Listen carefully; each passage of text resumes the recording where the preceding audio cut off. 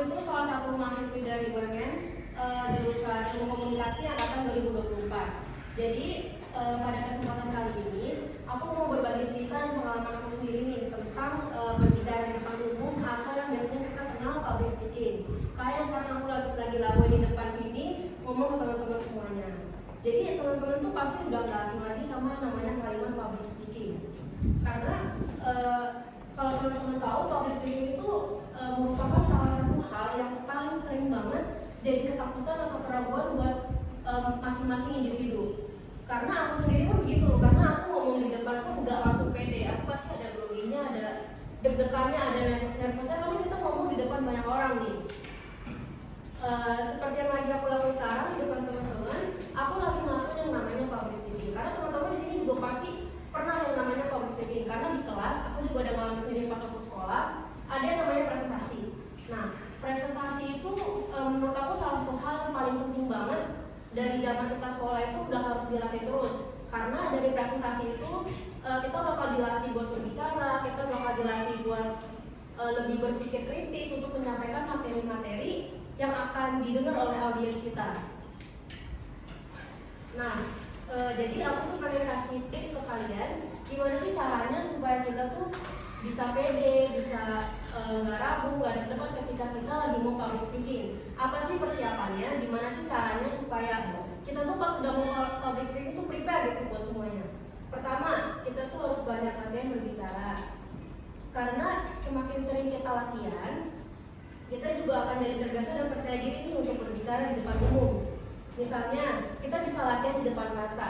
Selain kita bisa latihan kayak intonasi kita udah baik atau belum, cara kita berbicara itu udah baik atau belum, kita juga bisa lihat gerak-gerik kita nih kalau misalnya kita lagi ngomong itu gimana sih, apa kita banyak goyang-goyangnya atau gimana gitu kan. Dan yang kedua, kita tuh harus pahamin sama kuasai topik dan materi yang akan kita bicarakan atau yang akan kita sampaikan kepada lawan bicara kita yang akan menerima pesan apa yang kita sampaikan kepada mereka. Karena kalau misalnya kita paham, kita ngerti sama materi yang kita mau sampaikan, kita nggak akan kita tuh nggak akan kagok atau lebih kelihatan mikir banget gitu kita tuh mau ngomong apa. Karena kalau misalnya kita ngerti, oh kita bisa langsung leluasa nih, kita bisa ngomong dengan spontanitas, kita lebih bisa ngomong secara lancar. Jadi semuanya udah terprepare dengan baik. Dan yang ketiga, kita juga harus bisa atur yang namanya pernapasan. Kenapa kita harus bisa mengatur pernapasan kita ketika kita sedang berbicara? Karena kalau kita ngomongnya itu buru-buru atau nanti informasinya gak jelas didengar sama yang lain, pesan yang ingin kita sampaikan itu tidak bisa tersampaikan dengan baik. Dan yang terakhir itu ada yang namanya evaluasi. Setelah kita melakukan public speaking, kita harus bisa mengevaluasi kira-kira selama kita public speaking itu masih apa sih yang kurang, apa yang harus diperbaiki lagi dari diri kita, apa kalimatnya masih belum jelas, atau kita masih deg-degan di depan sini, kita masih ada groginya, dan lain sebagainya. Nah, cara-cara tersebut itu kalau misalkan sering kita lakukan, itu bisa menambah keahlian dan keterampilan kita dalam hal public speaking. Sebenarnya di sini teman-teman juga pasti kalau misalkan ngelakuin public speaking pasti ada yang namanya deg-degan. Presentasi di kelas itu kan termasuk public speaking juga karena kita berbicara dengan teman-teman.